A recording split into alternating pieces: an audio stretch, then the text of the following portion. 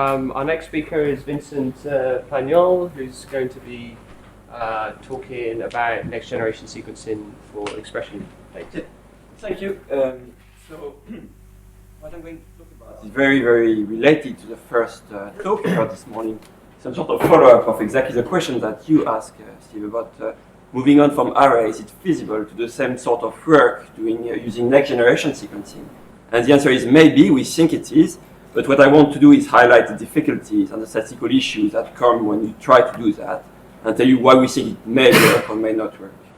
And before I start, it's really a very large, it's a collaborative effort from my former lab in Cambridge, led by John Todd and some new collaborators in London, in particular David Thornhill lab in Queen Mary. So they contributed massively to this work, and we really done it together. So first, you've heard about allele specific expression before, so I don't really need to motivate it too much. The basic idea is I come from a type 1 diabetes lab, and we work on type 1 diabetes, and we want to understand the link between all those genome-wide association studies and the functional effect of those variants.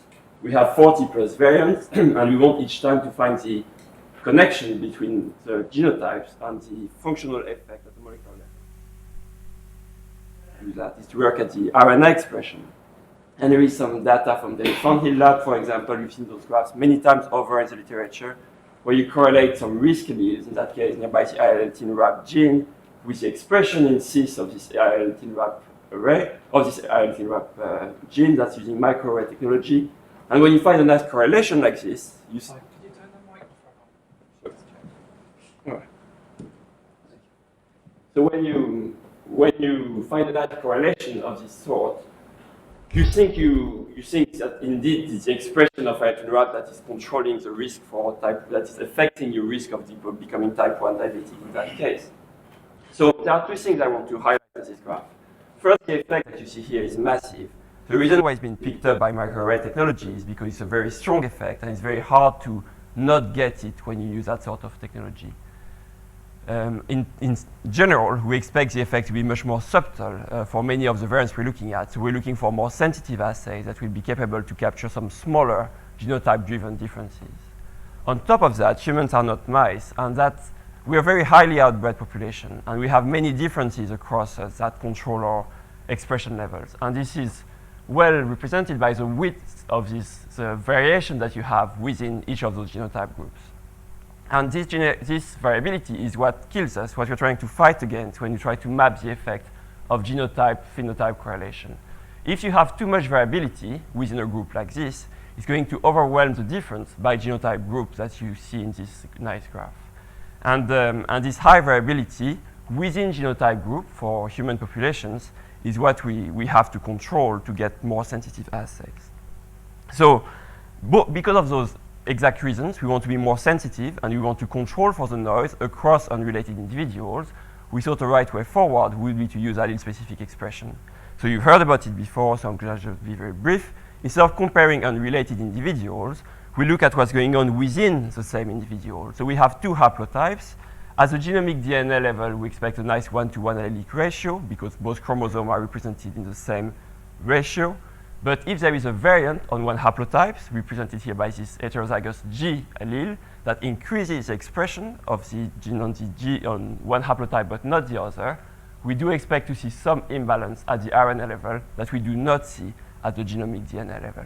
And that's the signal we're looking for, and you heard Tommy talk about that a few minutes ago. So we really think it's the way forward because when you work, for example, with type 1 diabetes, many of the tissues you're looking for are very hard to get. Maybe you want to work on CD4 cells or some monocyte tissue. And extracting monocyte and getting the right number of patients is expensive and takes a lot of time. Sequencing will become cheap. There is no doubt that we'll be able to afford the sequencing of large samples fairly soon, but it's not clear at the time for what we have to pay for nurses or bring the patient into the hospital. That's not going to go down. Especially if you work on brain tissues, for example, or stem cells, your number of samples is highly limited. And there is some value in developing assays that really maximize the per sample information. And that's the motivation for the work we're trying to do. If you also work with very rare genetic variants, you really want to find heterozygous. There are not many of them in the population. So a targeted effort going to get the exact samples that are exactly heterozygous as those rare variants, could work with allele-specific expression. You're not going to get enough variability at these genotypes in the population to do an EQTL type assay. So here is the data we're dealing with right here. So I just want to spend a minute telling you what this is. That's one gene, BAC2, and I'm showing you DNA data. So it's not RNA, it's just some DNA. So we expect all SNPs for DNA data to have a nice 1-to-1 allelic ratio. Each cross is paired with one of those vertical bars that you see right here. So they come together, and they represent a single heterozygous SNP. So the cross shows you the read depth at a given SNP. In that case, the read depth is roughly 1,000 right here for this given location, overlapping a given heterozygous SNP. And the vertical bars that you see right here, it gives you the confidence interval for the ratio of both haplotypes, the reference against the alternate allele. And by reference, I mean what's in the database in ensemble. So we do expect, in particular in this graph, that all those vertical bars, because it's DNA data, will overlap the 1-to-1 allelic ratio horizontal bars that you see right here. And in red, for example, here you see that it's not always the case. So some artifacts, in some cases, we think that some sort of sequencing error are creating spurious departure for a nice 1-to-1 allelic ratio. And that's the sort of problems we have to deal with, all those sequencing artifacts that create some spurious imbalance, which could be mistaken for allele imbalance if you are working with RNA data. There is some redundancy in this graph. In particular, the width of the confidence interval, the bars that you see right here, is inversely proportional to the square root of the read depth. That's what the law of large number tells us. But we put both of those information because I think it's useful to be able to get at the read depth at each SNP simply. So please ask me some question, because that's really the core of what, from a statistical point of view, that's what we're really trying to interpret and explain. And so if something is unclear about this graph, please ask. So the basic principle, again, is very simple. We want to do this on a large scale, prepare cDNA from RNA, sequence the resulting cDNA library, and estimate the ratio of both haplotypes to generate something that looks like this graph. The first problem is something that Tommy pointed out a few minutes ago, is that if your gene is highly conserved and you don't have any heterozygous SNP in your gene, then you cannot do any allele-specific expression work. So for bigger genes, it works better, and this BAC2 gene is a very large gene. We don't usually find 158 heterozygous SNPs in a random gene. It's just a very large one. So the larger your transcript, the more likely you are to get enough heterozygous SNP to get good allele-specific expression data. So not what I've said that, but while the principle is simple, every bias you can think of in sequencing will play against you. So again, we use typical Illumina GA2X technology to do the work. We prepare cDNA library and sequence it, but there are very many reasons why things can go wrong and generate those spurious level of imbalance, like what you see right here, which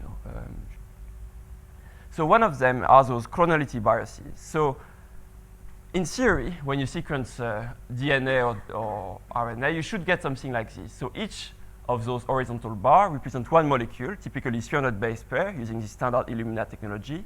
And in red, it means you sequence 75 base pair on the left end and the right end of this molecule. So it's a paired end sequencing. And you expect your reads to be nicely spread uniformly across your gene to give you a fairly uniform coverage of your DNA or your RNA. In practice, what you see is very different from that. You see something that looks more like this. So instead of having a nice spread, you see those towers right here, where both ends of the molecule on the left and on the right map exactly to the same location. And the reason why you get that is because of PCR-related biases in the library preparation step. Instead of sequencing distinct molecules, you sequence the same molecules over and over again. And that's a real problem, because if you have one error on one of them, say A instead of a T, you're going to sequence 20 times A, and you're going to think you have some sort of allele-specific expression ratio because you get the same error propagated many times over and over again.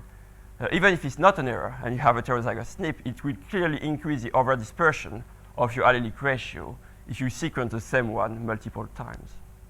So an important step for the processing of those data is to be able to filter out those towers that you see right here. And the way we do that, to identify with these errors, we use the paired end nature of the data.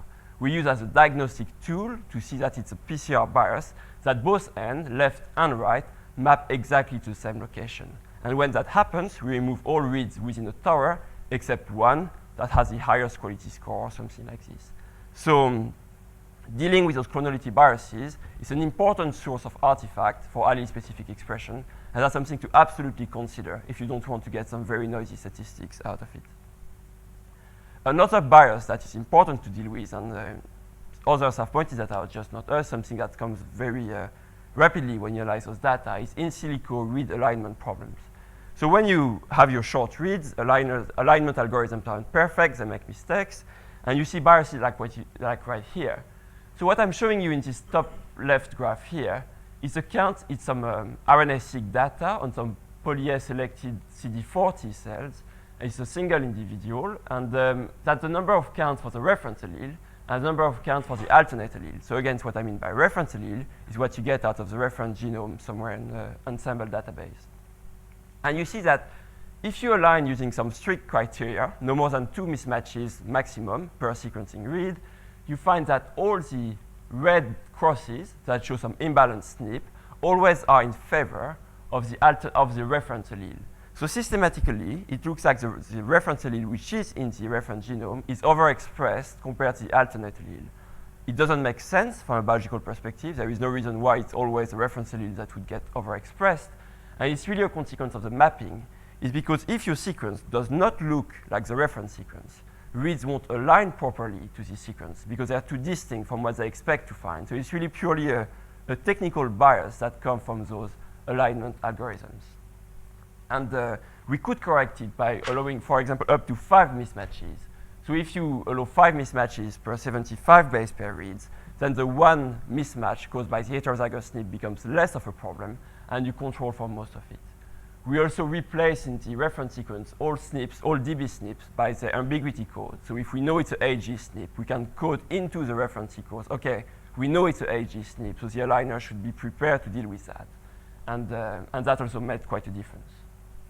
So those in silico biases are really an important issue that one has to deal with. Another one that comes very often when you do those data is indels. It's very related to the problem I just described, but let's say you have a small indel next to a heterozygous SNP that you see right here. Then all reads that overlap the indels will tend to align less frequently because the indel will mess up the alignment algorithm. And therefore, something that is a heterozygous SNP may come across as a homozygous SNP or a highly skewed heterozygous SNP. So the way we deal with that is that we sequence the genomic DNA, we call indels, and we remove SNPs that are nearby those indels. And it's very clear in the data we've generated on CD4 cells that if you restrict the study to Illumina SNPs, say, that have been selected to not have indels nearby, then you get much cleaner data, much closer to 1-to-1 allelic ratio than you would do if you look at a random SNP, because all those small indels are really affecting the mapping of our reads. And it's also a problem for DNA data, by the way. When you do some calling and use some alignment algorithms that don't do gapped alignment, that don't deal properly with indels, you really get a lot of wrong calls, some dropped heterozygous calls that become homozygous because of indels that prevent proper alignment of one of the 2 haplotypes. So that's something that's really omnipresent in the data. It's also difficult to align paired end read to RNA data. It's something that many have struggled with before. All these alignment algorithms for paired end read do make some assumptions about the distance between both reads in a pair, something like 100, 200, or 300 base pair away if you use some standard Illumina technology. Of course, if you have 2 exons separated by 20 kb, it could be that both reads will map 20 kb apart because at the RNA level they are next to each other, but at the DNA level they are not next to each other. And one has to deal with this as well. It's another source of potential biases. So we worked hard on trying to find some elegant ways to solve the problem, and we're trying to move away from a linear reference sequence, so one sequence we align it again, to create some sort of meta sequence set, where we have a set of splice sequences, introns, and junctions, and the software we use, called NovoAlign, allows us to set the penalties when we map those paired end reads. So the penalties will be much lower when we map one read to the splice sequence and one read to an intron when it's in the same gene as opposed to mapping both ends to different sequences that are in distinct genes. So the alignment algorithm knows when our sequences come from the same, originate from the same gene, or originate from distinct genes. And we had to come up with those more complex strategies to deal with paired end mapping at the RNA data. So it's another source. If you don't do that properly, you get a lot of spurious allelic ratio, and that's something you have to control for. And maybe the most important issues, and that's something, again, that Tommy pointed out a few minutes ago, that if we want to do it right, we want very high read depths. If you look at the 60-40 imbalance, for example, and you want, say, 80% power to get a p-value of 10 to the minus 3 to detect this allelic imbalance, you need at least 300 or 400 read depths at your given SNP. You're very unlikely to get that sort of data if you just randomly sequence a RNA library generated without any specific preparation. So high read depth is key, and we need to find ways to get there. And what we think is a way forward is to use sequence capture, because that's exactly what sequence capture technologies are made for, to increase the read depth in regions of interest. So it's an ongoing collaboration with Nimblegen, Matthew Rodish, and Tom Halbert over there, as have been incredibly helpful. They help us with the R&D and get it through. And we use solution-based capture. And basically, instead of targeting the entire transcriptome, we look maybe at a set of 20 or 30 or 40 or maybe 200 genes of interest, typically the ones that have been singled out by genome-wide association studies. And we look whether, if we do a sequence capture targeted to those genes, can we increase the read depth enough to get at a subtle imbalance in those genes that we're interested in. So that's how we think we're going to manage to get some useful information. Otherwise, the costs are too high, as you exactly said. It's just very expensive to generate high read depth data at the RNA-seq level. However, as I said before, whatever you do, you create new biases. Whatever you think is a solution will create a new set of problems. And when you do sequence capture, actually you create this new biases that you see right here. So that's DNA, that's reference allele, and that's alternate allele. And you see again a bias in favor of the reference allele counts. And in that case, we use all our tricks to deal properly with this allelic imbalance at the in silico level. And the fact that we still see this, in spite of all our efforts, is probably because the bias is caused by the sequence capture. Because when we design our probe for sequence capture, when we send the region to Nimblegen, they target the sequence capture to the reference genome. And therefore, the reference genome will be a bit more captured by those probes. And we get those red crosses that are significant, that are always in favor of the reference allele. So actually, instead of 50-50, it's a 53-47% ratio that we're dealing with, always slightly in favor of the reference. So it's also something we had to deal with, correct our binomial test to account for those sequence capture related biases. So I'm nearly there. That's the last set of slides, I think. A few more to go. And here is an example that I think works. It's a gene that we've worked a lot before. In my former lab, we were very interested in that IL-2RA gene. It's a critical gene in the immune system. And you see that, in that case, we found 16 informative heterozygous SNP with sufficient read depth. And you see a significant fraction of them right here are indeed showing some departure from a 1-to-1 allelic ratio, or rather 53-47% allelic ratio. And we think that the fact that the majority of them show a departure is because there is truly an allelic imbalance at this SNP. And we have some additional data that suggests that that's what's indeed going on right here. Here is another one that I think is even more convincing. We have 25 SNPs, and you see that in contrast with the DNA data I showed you before, where most of those vertical bars were overlapping this horizontal line, you see a widespread departure at the RNA level. Note that those data are not phased. It's something that I haven't worked out yet.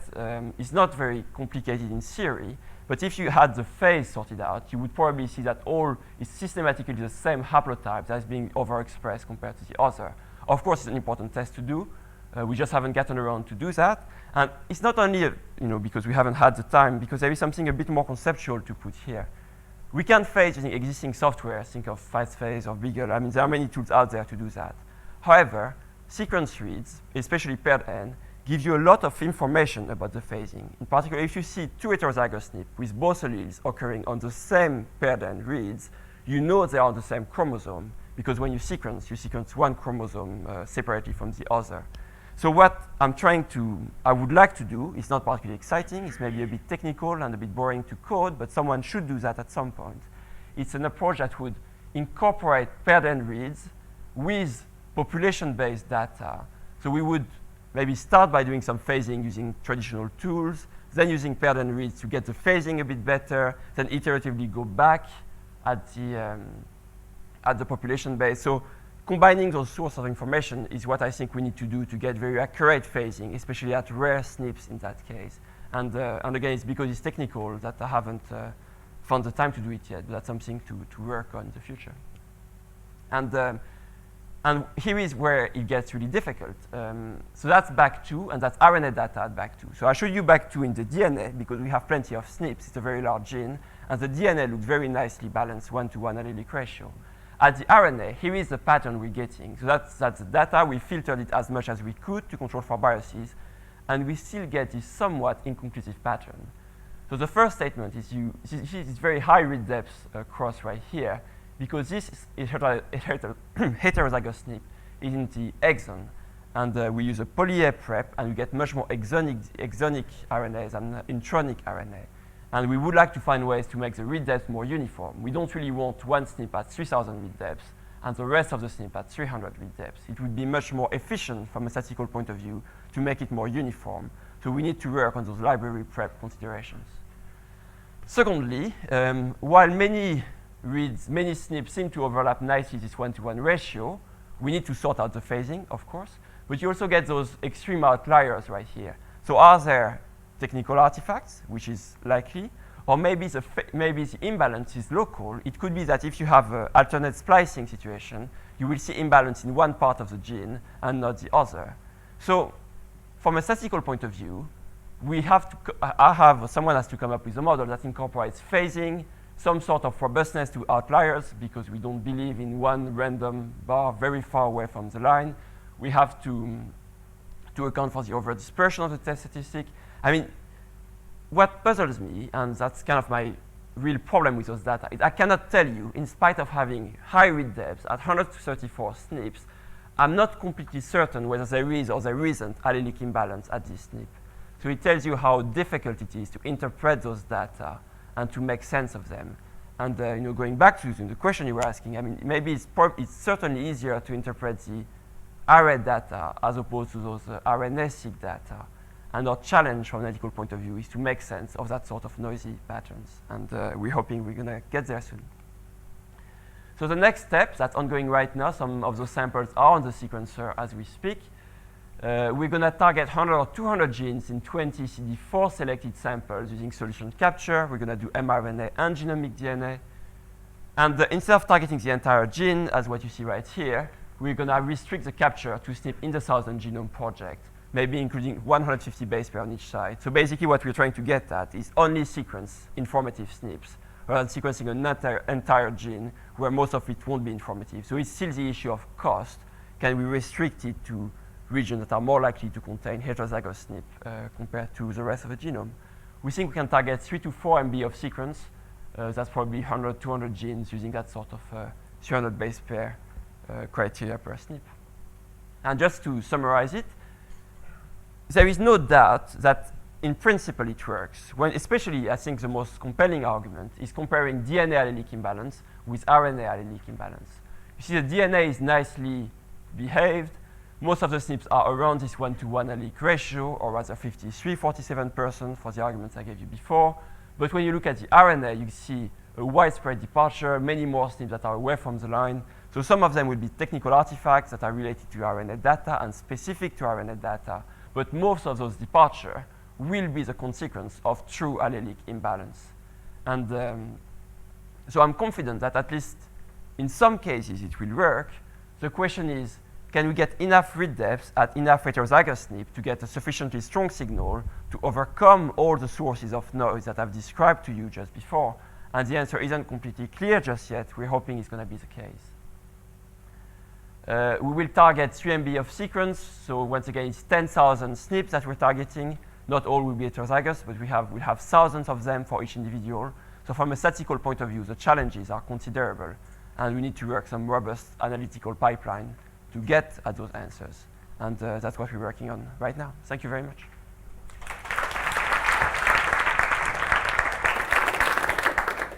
Thank you. Questions? making capture reagents project, is there actually any mileage in making both alleles of each variable? Yeah, but so ideally you would do the same sort of control for both alleles at the capture level that we're doing in silico. However, when you talk to the companies, it's just too complicated. You know, you start explaining that you would like to design several FASTQ and in equimolar concentration.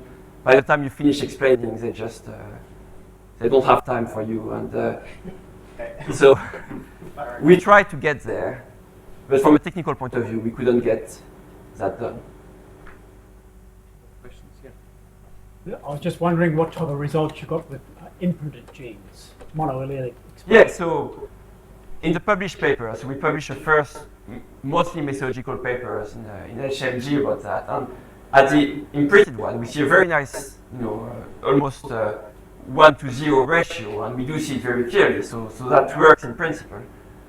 Problem is, sometimes in some cases we use the RNA data to detect heterozygous SNP. So sometimes we miss the fact that they're heterozygous because they're so highly skewed that we don't even see that there are two alleles that are there. So we really need to combine genomic DNA and RNA data to get at those imprinted ones. But we see what we expect to see, yes, we do. Yeah. Given that you're really aiming for quite a lot of coverage, and a lot of the sources of bias you refer to are to do with mapping bias, due to the fact you've only got one reference sequence. Why not try just sort of de novo assembly of the RNA transcripts as we've seen to other talks to get a better reference?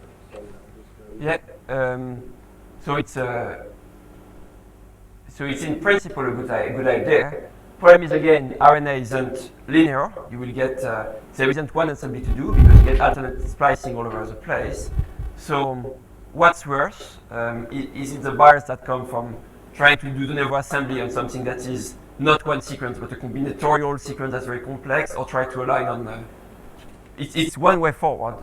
It's not going to be easy to do though, but it might turn out to be the right way. Vincent, as a proof of principle, did you do the capture and see what sort of allele-specific expression you were observing, and also do the same without the capture step to see whether you were introducing a lot of biases there in terms of being able to detect allele-specific expression in the same direction? Yeah. One might naturally worry about the capturing process being pretty Sure. biased. In a lot of So ways. we started without the capture because that's how the whole thing started. We thought we'd get enough read depth without the capture, and we were wrong. We really need the capture step to get at the genes we care about. And what I was trying to show in this graph, maybe I wasn't clear enough, is that if you don't do the capture step, you don't see this bias in favor of the reference allele in our non-captured data. This only happens as a consequence of the capture. So But I was wondering about the RNA, the cDNA. That's yeah, the RNA, yes.